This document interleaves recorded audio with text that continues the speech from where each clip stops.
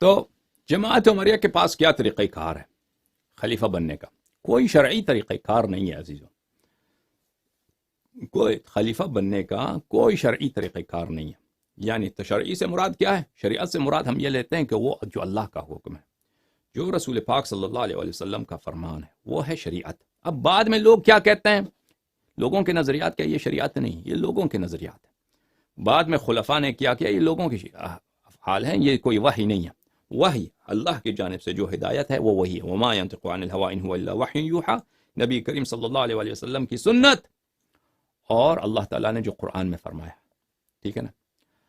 ان کے نزدیک تو کچھ بھی نہیں ہے، وہ یہی کہتے ہیں کہ رسول پاک صلی اللہ علیہ وسلم دنیا سے گئے، کسی کو جانشین تعین نہیں کیا، اور یہ بھی نہیں بتایا کہ تم کیا کرو، تم کیا کرو، ٹھیک ہے نا۔ یہ ان کا عقیدہ امامت۔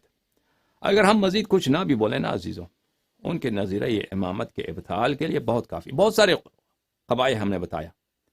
اگر تم ہماری باتوں کو ان 3 تقریرات میں، 3 لیکچرز میں جو ہم نے بتایا آپ کو، اس کو پیش نظر رکھو تو اس میں قبائح آپ کو بہت سارے نظر آ جائیں گے انشاءاللہ تبارک و تعالی۔ اب ان کے نزدیک کیا ہے خلیفہ اور امام بنانے کے کا طریقہ کار؟ حدیث تو کچھ بھی نہیں ہے، اور اللہ آپ کا بھلا کرے، آیت قرآن کچھ بھی نہیں ہے، لیکن وہ انہوں نے 3 طریقہ کار کہتے ہیں یہ شرعی طریقہ ہے۔ شرعی اس لیے کہ بادشاہوں نے، خلفاء نے یہ کام کیے ہیں، بادشاہوں نے اور خلفاء نے یہ کام کیے ہیں۔ وہ 3 طریقہ کار بالاختصار ہم آپ کو بتاتے ہیں۔ یہ کتاب ہے الامامۃ العظمی عند اہل السنۃ والجماعہ، تالیف الشیخ عبداللہ ابن عمر ابن سلیمان الدمیجی، طبع الدار الطیبہ۔ اچھا، یہاں پہ صفحہ نمبر 125، یہ نہایت ہی ایک بہت ہی تحقیقی کتاب ہے کہ نظریہ امامت و خلافت کیا ہے جماعت عمریہ کے نزدیک۔ الفصل الرابع، طرق انعقاد الامام، کہ امام کیسے امام بنتا ہے، امامت منعقد ہونے کے طریقے۔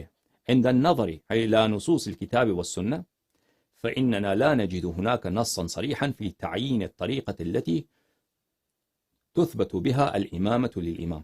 کہتے ہیں کہ جب ہم نصوص کی طرف جاتے ہیں، قرآن مجید اور احادیث کی طرف، تو یہ نظر آتا ہے کہ بالتحقیق کہ ہمیں کوئی ایسا نص نہیں ملتا جو صریح ہو کہ امام کس طریقے سے ہم تعین کریں اور کس طریقے سے امام کی امامت ثابت ہوتی ہے۔ دیکھیں، ٹھیک ہے، کہتے ہیں ہمارے پاس کوئی نص ہی نہیں، الحمدللہ، نہ کتاب میں نہ سنت۔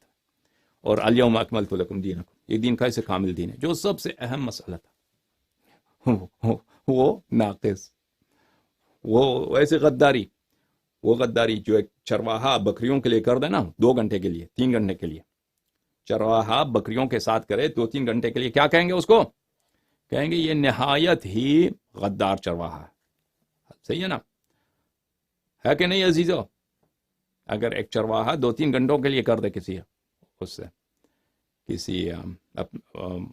اپنے مویشوں کے ساتھ، اسی کو تا قیام قیامت اسی خیانت کو، غداری کو نسبت دیے کن سے؟ اللہ سے اور اللہ کے رسول صلی اللہ علیہ وآلہ وسلم سے، اور اس کا نام ہے ان کے نزدیک نظریہ امامت، نظریہ خلافت۔ اب آپ مجھے بتائیے میرے برادران، آپ مجھے بتائیے نزاع ختم ہوا یا نہیں ہوا؟ نزاع ختم ہے، بس ختم۔ ہمارا نزاع جماعت عمریہ کے ساتھ، اصل نزاع جو کیا ہے، اختلاف مسلمانوں میں کیا ہے؟ مسئلہ امامت پر، مسئلہ جانشینی پر۔ ان کا صرف بات ہی سنیں کہ یار تم جماعت عمریہ کی بات کیا ہے، عقیدہ کیا ہے مسئلہ امامت میں، تم اپنا عقیدہ بتاؤ۔ ان کی عقیدہ اگر وہ ایمانداری سے کوئی آپ کو بتائے نا، تو آپ بلا جھجک کہہ دیں گے کہ یہ باطل ہے، یہ تو باطل، یہ ہو ہی نہیں سکتا۔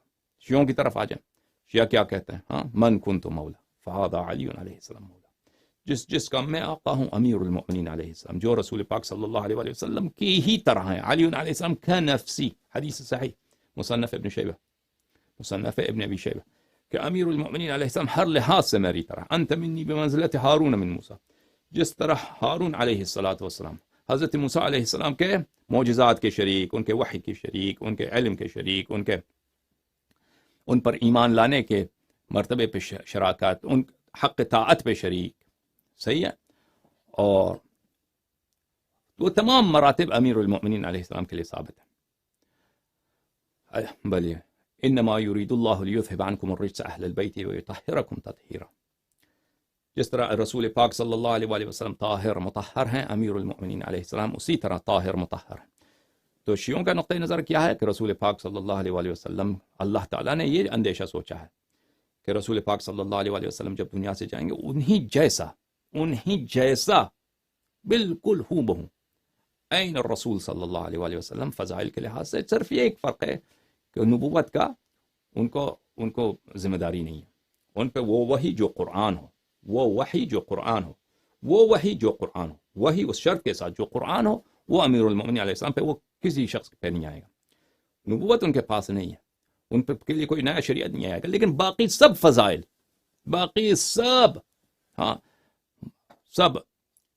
جو خصال ہیں رسول پاک صلی اللہ علیہ وآلہ وسلم کے، جو سب محاسن ہیں رسول پاک صلی اللہ علیہ وآلہ وسلم، ہر لحاظ سے وہ امیر المؤمنین علیہ السلام، ان کے بعد ان کے اوصیاء، قیامت تک یہ ان کے اوصیاء کے لیے ثابت ہے، تاکہ آنے والے نسلیں آئیں گے، قیامت تک جتنے لوگ آئیں گے وہ اس ہدایت سے محروم نہ رہیں.